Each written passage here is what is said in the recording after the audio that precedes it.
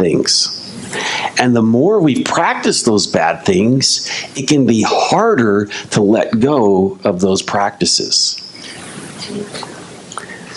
And so as we read this story this morning, and most of you have heard this parable before, and we've heard Jesus tell this, and then we hear the phrase, many are called but few are chosen, and then we see this wedding invitation, people showing up to it, and then somebody being in there already into the wedding, and then realizing that they had on the wrong clothes, and they were sent out. And how many of you know when you read a story like that, the one thing you don't want to be is that guy? Right? And so we read that story and we look at that and we go, okay, well, the moral of the story is don't be that guy.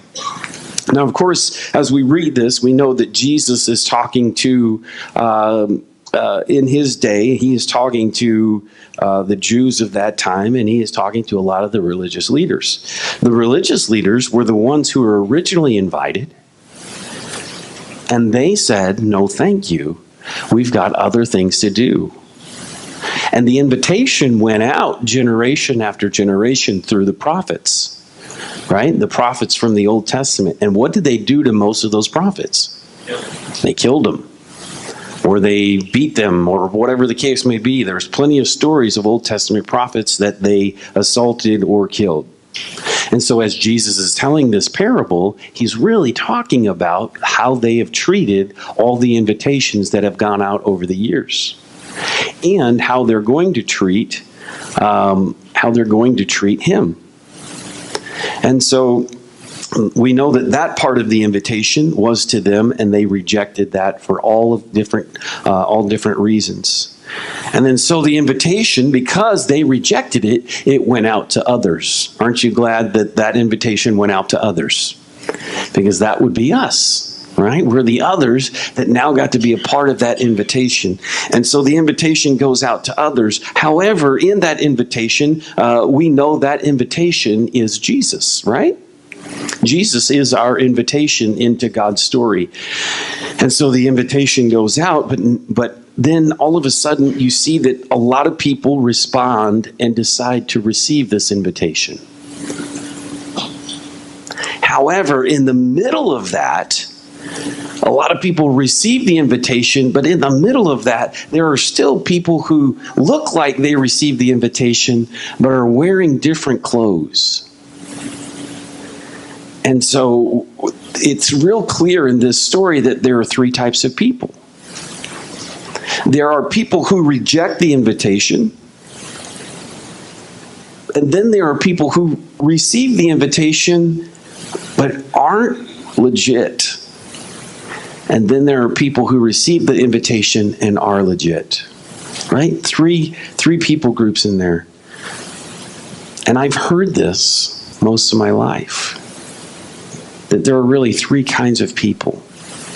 There are people who reject Jesus, and then there are people who accept Jesus and are sincere, and then there are people who accept Jesus but are fake. You guys heard that same thing? How many of you guys have heard that some people are real Christians and some people are fake Christians? Right? Well, I mean, that's a real thing. We see it in this story. We know that there are real Christians and then there are fake Christians. The problem is, how do we define those? And so, growing up, I knew that I wanted to accept the invitation, right?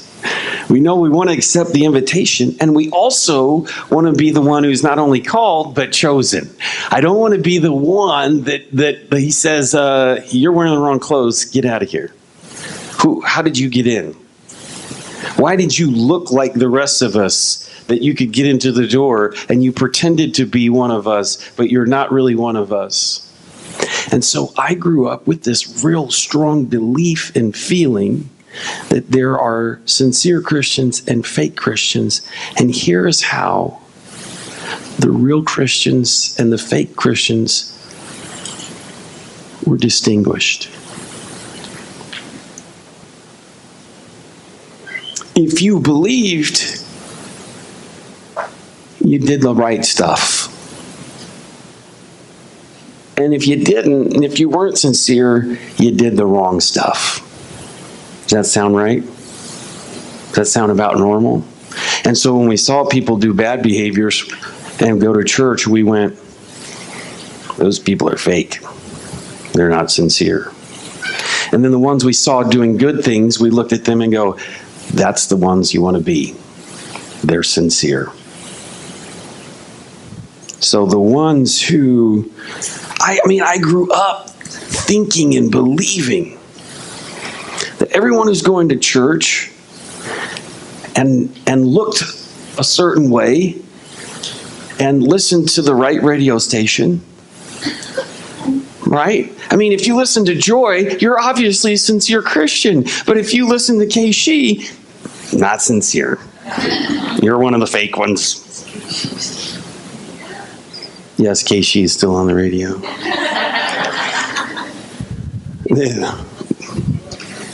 They're actually playing the music that I thought was cool when I was in high school. So that's how old that station is. But if you listen to that, you're obviously not sincere and you're one of the fakes. And so everything was about your behaviors and how you modified your behaviors, and so that you would do all the right things and say all the right things. And so the people who were very excited, like this is the kind of church I went to, the people who were really excited about Jesus and like made loud proclamations and were like cheering and really enthusiastic, those people were really sincere. And then the people who didn't clap and didn't really do, probably borderline fake. We'll have to check the radio station to see what they're listening to, but I don't know. And so we looked at behaviors and we said, okay, all these behaviors look pretty good, so they must be sincere. And these behaviors look bad, so they must be the fake ones. Anybody else kind of grow up feeling like that? Yeah, right? But I want you to know that's not the description that Jesus is showing in this parable. He's showing a parable of people who accepted an invitation and they showed up all wearing the same thing, and then there was someone who came in wearing something different.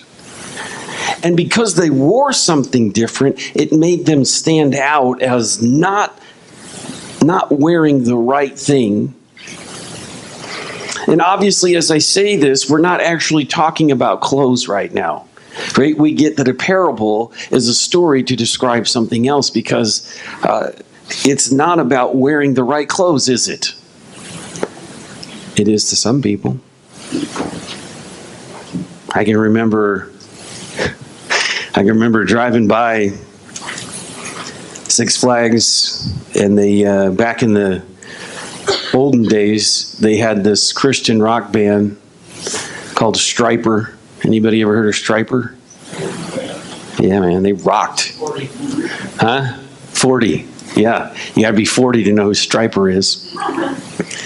And they wore leather pants, and they looked like rock and roll people because they were rock and roll people.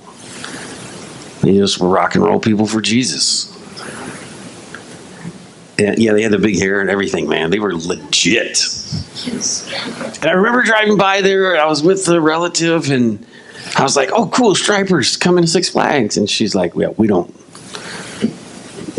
Nope." And I'm like, "What's wrong with Striper?" And she's like, "They wear rock and roll clothes, leather pants, and all that stuff." And I was like, "Oh, okay. Well, I don't think your clothes get you into heaven." And their comment was, "Yeah, but it helps." And that's funny and ridiculous, but a lot of people believe stuff like that. Because at the end of the day, isn't what we're really doing is like little bit by little bit doing as much as we can to help us get there? Like if you listen to even to country songs and just the vibe of the world, it's about, I'm just trying to do a little bit more and just trying to get into heaven. because I want to be one of them sincere ones and not be one of them fake ones. So if I do enough of the good stuff and enough of the right behaviors, and if I dress like everybody else and I at least keep that joy on my preset, maybe I don't listen to it as much as I should, but it's on the preset, and I don't do all the majors.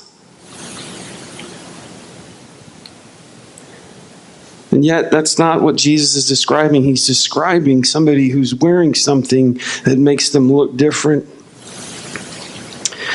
And I want to take a look back into the Old Testament, the prophet Isaiah.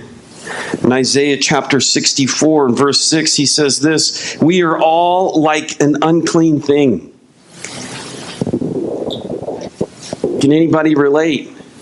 We are all like an unclean thing. And all of our righteousness are like filthy rags. All of our righteousness is like filthy rags. And when I am modifying behaviors, and I am trying to do good, and I'm trying to look a certain way, and I'm trying to press the right buttons on my radio dial, and I'm doing all these things so that I can appear to be a sincere Christian, and hopefully I'm doing enough that God goes, okay, you're one of the chosen. All of those efforts to do the right thing, all the efforts to be the good guy, are according to a law. And I'm doing all of those things according to a law, and all of those steps that I'm taking are my own righteousness. Because if there's a law and I meet the requirement of the law, that's my righteousness. Here's how well I follow the law. And as a young person, I looked at the law and I said, I want to follow the law. Somebody's going to have to help me out because it sounds like I'm in a tornado up here. You guys hear that too? Or is there really a windstorm? I don't know if there is or not.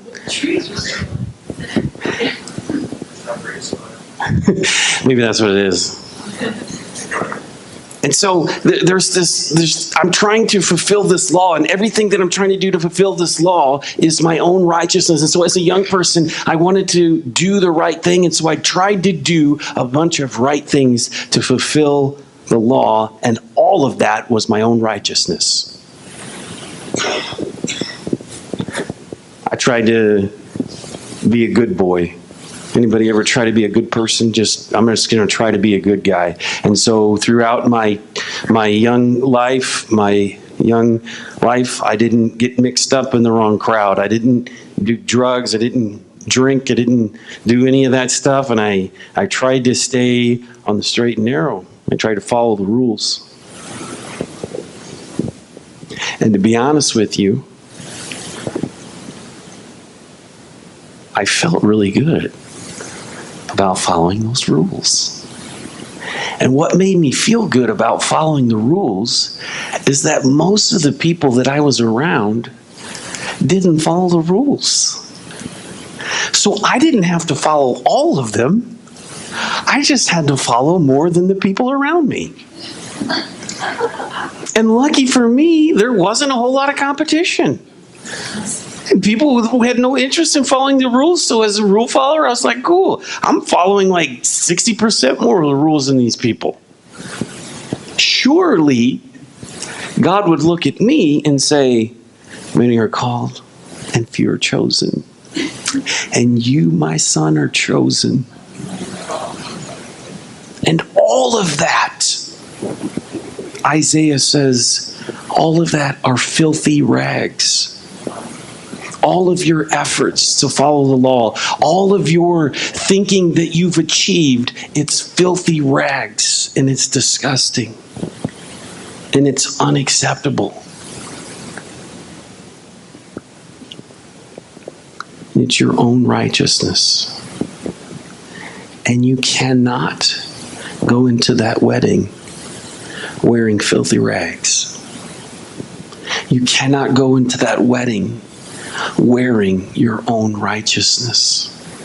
And I wonder how many Christians who received the invitation and accepted the invitation will try to walk in wearing their own righteousness, saying, I did enough to be here. And you're wearing the wrong thing, because none of us did enough to be there. And so what God is looking for, the clothing that he is looking for, is his righteousness. The one thing that we should all have in common is his righteousness, not our own. That we put our faith and our trust in the very blood of Jesus that cleanses us from all unrighteousness and makes us righteous. And in order to be into the wedding and to be received by him and to be chosen, it is not based on our own works or our performance or our behaviors. It is based on his righteousness, me being covered by his sacrifice. Therefore, why do we contend and strive to fulfill the law? To somehow prove to God that we are sincere. Because what we're doing is we're taking the righteousness of Jesus off and putting on the law. And putting on our own filthy rags, saying, I can do this. You know what, Jesus? I trust you to cover my sins except for the ones that I justify. I trust you to cover most of my debt, but not all of it. You see, Jesus is looking for righteousness. He's looking for us to be clothed in righteousness. How many of you guys have ever had some habits, addictions, things in your life that you tried to get better at? You tried to improve your behaviors. You tried to change some stuff about you. You've tried to lose weight. You've tried to quit smoking. You tried to quit drinking. You tried to quit whatever it happens to be. Who's tried something and failed? Oh, cool. I knew I was in the right place.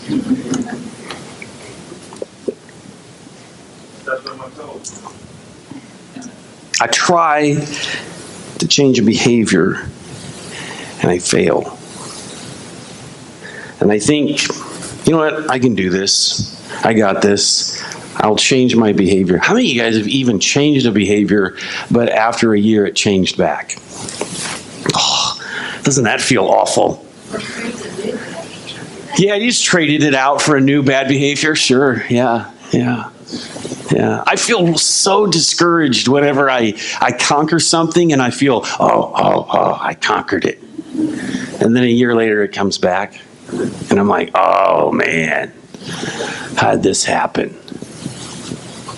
Well, it happened because you conquered it in your own righteousness and in your own strength. And you're trying to modify behaviors. Aren't you? You're trying to modify some behaviors in your life. How many of you guys have read scriptures of negative behaviors and then thought, I should modify my behaviors? Anybody ever do that?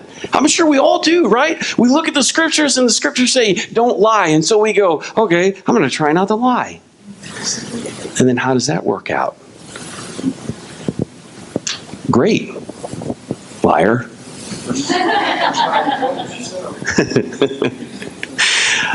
Man, we try to change these behaviors. Then we fail. And then what inevitably follows our failure?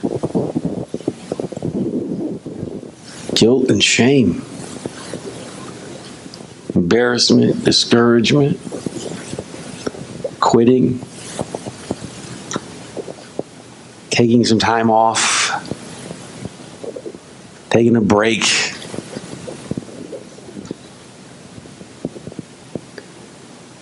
Matthew chapter 7. Jesus is Jesus is describing something about these false preachers who creep their way into the church. He is prophesying about false prophets. He's prophesying about what will happen in the church, and he is warning us about some of the things that come in. But I love his description here in Matthew chapter 7, verse 17. It says, "Even so, every good tree bears good fruit, but a bad tree bears bad fruit. And a good tree cannot bear bad fruit, nor can a bad tree bear good fruit. And every tree that does not bear good fruit is cut down and thrown into the fire. Therefore, by their fruits you will know them." And so what God is looking for from us is not all of the behaviors. What he is looking for is fruit. What God is looking for from his disciples is fruit.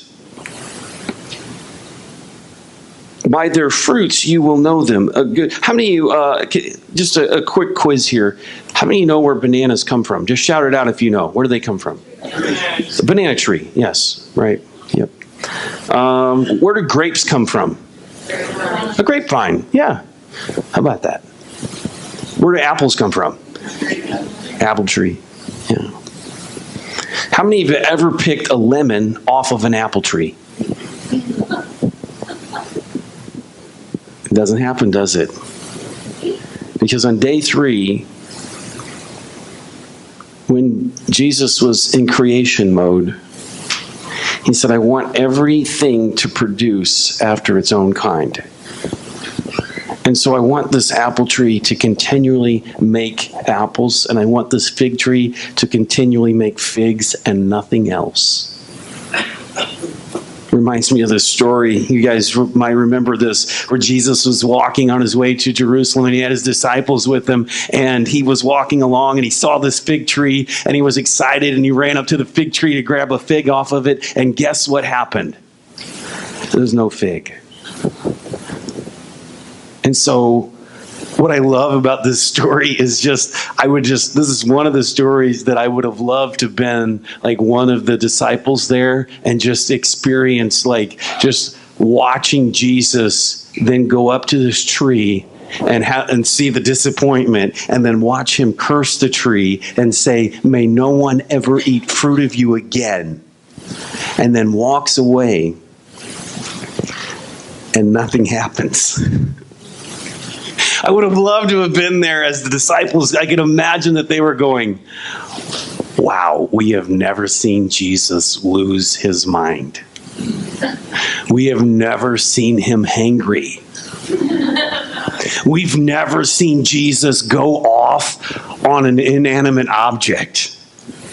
They're looking at Jesus like he's the dad that just threw the dryer vent across the room because he couldn't get it to fit.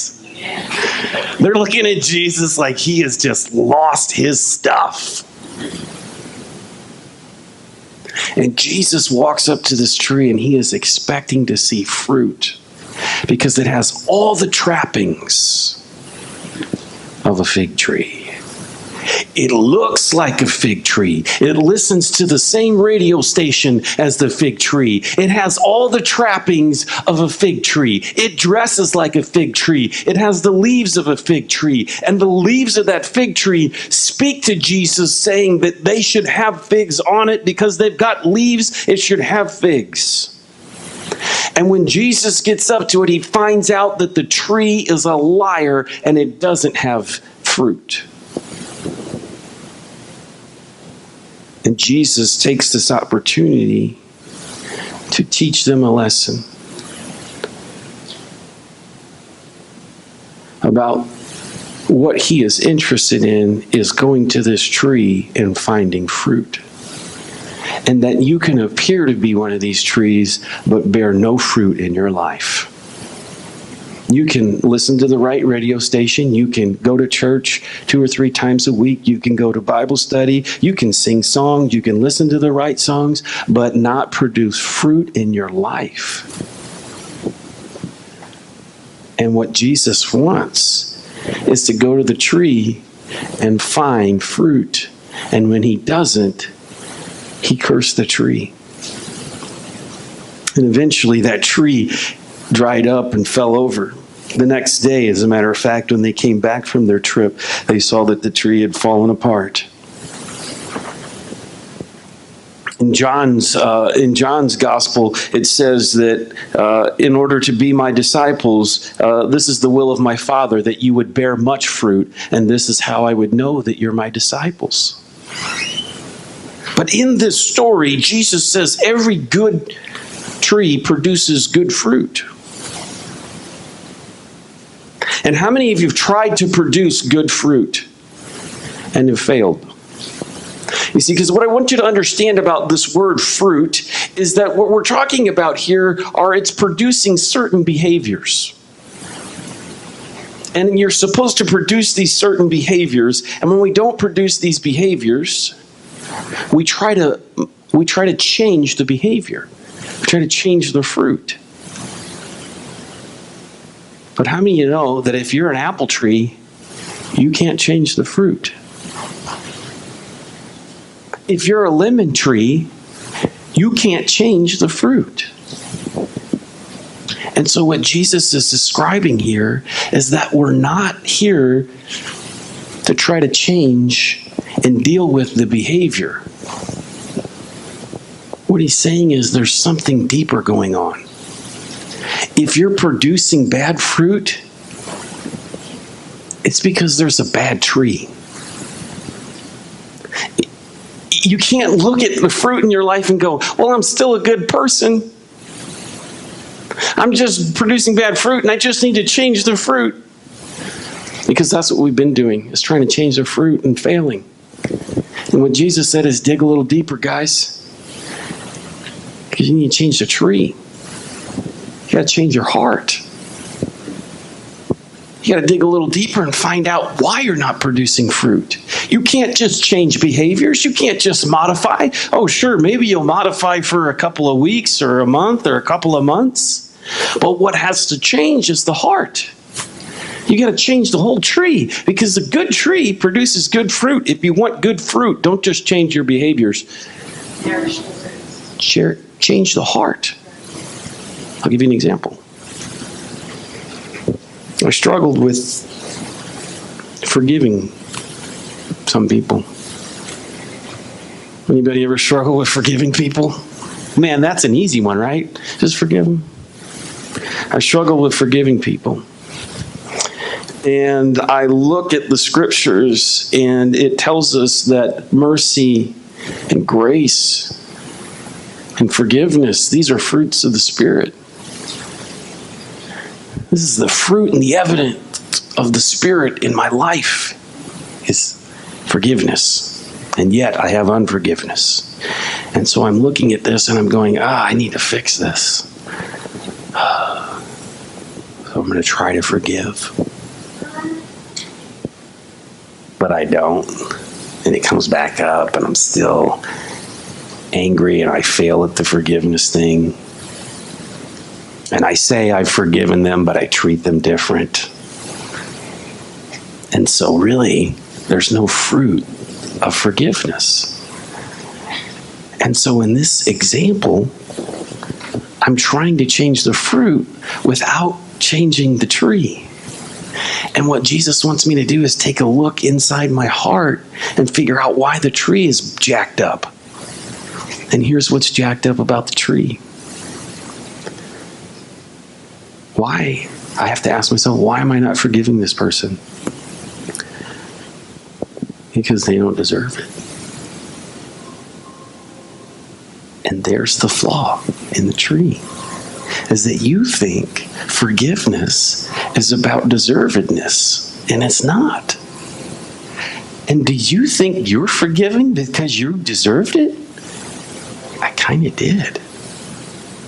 I did think that I was forgiven because I deserved it. Because after all, I was doing better than most people. Which we all can feel that way as long as we compare ourselves to somebody worse. I'm doing better than that person, so I kind of deserve forgiveness more than somebody else. And so the moment that my belief system really believes that I deserve forgiveness, it will prevent me from producing it in my life. Because I'm trying to make fruit from a tree of unforgiveness. I can't all of a sudden make mercy pop out when at the very root is unforgiveness and bitterness. When I feel this deservedness, I can't give it to you undeserved. But the moment that I realized that my forgiveness was undeserved, then I realized, man, this tree, I don't deserve forgiveness. God gave it to me. I was disgusting. I was a filthy mess, and God forgave me cleanly without me having to deserve it. Now I know how to produce fruit of forgiveness. It's not based on deservedness. So guess what? I can forgive you without you needing to deserve it, because I received it without having to deserve it. I had to change the tree.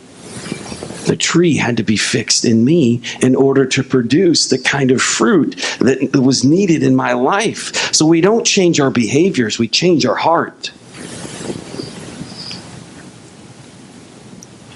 This reminds me of a story that is right there in that very same chapter of... Oh no, I'm sorry. It's actually in a different gospel in Luke's 7th chapter, and this is a story that we probably know well. Is that Jesus is he's in somebody else's house, and this woman comes in and starts washing Jesus' feet. You guys remember this story? And the rest of the room is like, "Oh, dude, you don't know who this woman is." Like. Jesus, you probably shouldn't be letting her wash your feet. You have no idea how bad she is. And so they're all making these judgments. And so Jesus in Luke's Gospel, chapter 7, verse 40 said, Jesus answered and said, Simon, I have something to say to you. And so Simon says, Teacher, say it. And he says, there was a certain creditor who had 2 debtors. One owed 500 denarii and the other just 50.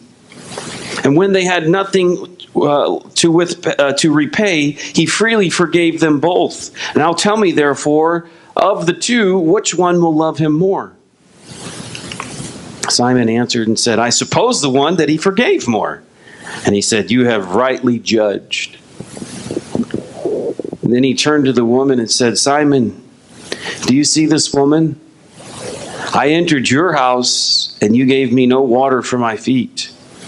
But she has washed my feet with her tears and wiped them with the hair of her head.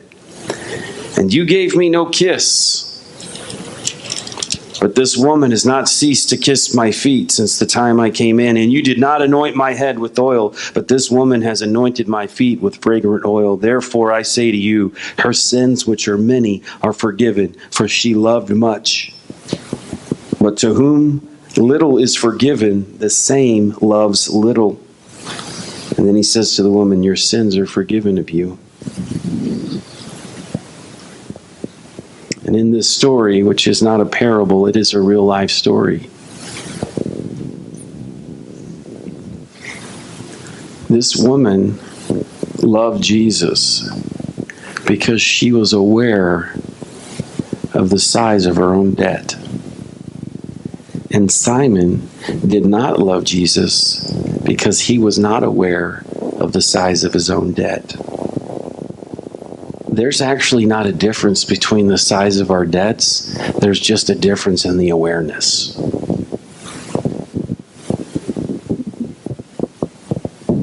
And as our awareness increases, the grace of God increases in our life. As we are aware of how big that debt is.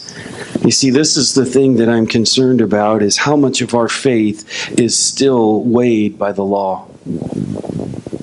How much does the law still play in our Christianity? How much of our Christianity is still weighted by the law? Do you know why we judge other people? It is based on the law. And we're looking for this balance and this justice in the law. We're looking for a leveling and a balancing and an equalizing of stuff. And if you do this, then this person does this, and we all feel good about it. And Jesus came preaching a different gospel. Jesus came offering a different deal. He offered you a better deal, that this doesn't have to be balanced because he pays the balance for us.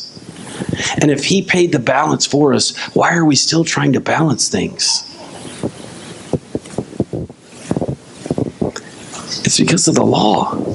There's a reason that judgment is still in our Christianity. It's because it's from the law. And every time that we look at that, we can see that's coming from the law. And in my life, I can still see every time that I'm judging, it's because I'm living according to the law instead of living according to grace. But as I receive grace, I produce grace. And so in this journey, it's not about, look, I'm not going to judge because it says don't judge. I'm going to look and go, why am I judging? Look, I'm not here to tell you that you have to change your behaviors. I'm not here to tell you that you have to fix stuff. What I'm saying is that when you judge, it's going to produce certain things for you. Did you know that all your judgment's going to produce a certain amount of fruit, isn't it? Everything that Jesus wants us to produce fruit, and we are going to produce some kind of fruit, and it could be good fruit or bad fruit. Jesus wants us to produce the good fruit. That's what our calling is to produce that good fruit. And so my life right now is about producing good fruit. It's not about how many things I do right or how many things I do wrong. I just want to produce fruit. And in order to produce that fruit, I have to make sure the tree is right. And we're producing fruit whether we know it or not. It's funny. I heard this one guy say, why is everybody so defensive? Everyone around you is defensive because you're offensive. When you're offensive, everyone's reaction is defensive because we produce fruit in other people. And so if everyone around you is crabby and negative, it's because you're crabby and negative. Because we're producing that fruit. I'll give you an example. You can be very loud and boisterous, and you come in contact with someone who's incredibly gentle, and all of a sudden you talk softer. And you're like, hey, how are you? How are you? Do you know what's happening? Without you even knowing it, their gentleness is producing fruit of gentleness in you. Because we produce fruit in one another. Now, sure, we can override it, and there can be some people who are just too boisterous and they have no awareness of it. But oftentimes, we're producing fruit in other people. When you're around people who are incredibly patient, all of a sudden, you're operating in patience. And the opposite can be true as well. How many know if you go into a room full of stressed out people, how do you feel when you leave? Stressed. Nothing changed. The circumstances weren't any different. But all of a sudden, because they're producing stress, they started to produce in me stress. And this is what we're here to do, is to produce those good fruits, then turn those tables and say, hey, you know what? Why am I stressed out? Oh, the reason I'm stressed out is because I don't trust my Father. I don't trust in the work that Jesus did. Oh, you know what, Jesus? I see that now. I'm going to change that, and I'm going to trust you. And when I trust him, guess what? The fruits of patience and peace are produced because they changed the tree. So this is not about law, and it's not about works. It's about God's grace in our lives. And that because he made the tree right, I can produce that good fruit. But what I can't do is be redeemed by God and be redeemed by the work of Jesus and then try to finish it with the law. I can't be redeemed by his grace and his mercy and receive his righteousness and then try to pay for some of it myself. Because if you try to pay for some of it, he pays for none of it. Let's pray. Father in heaven, we thank you for your word this morning. God, we thank you for your truth, and we thank you for the Spirit that teaches us all things. God, I thank you for your presence in here today. Lord, I thank you for giving us grace and giving us a great deal. Lord, we thank you for all these things. In Jesus' name, amen.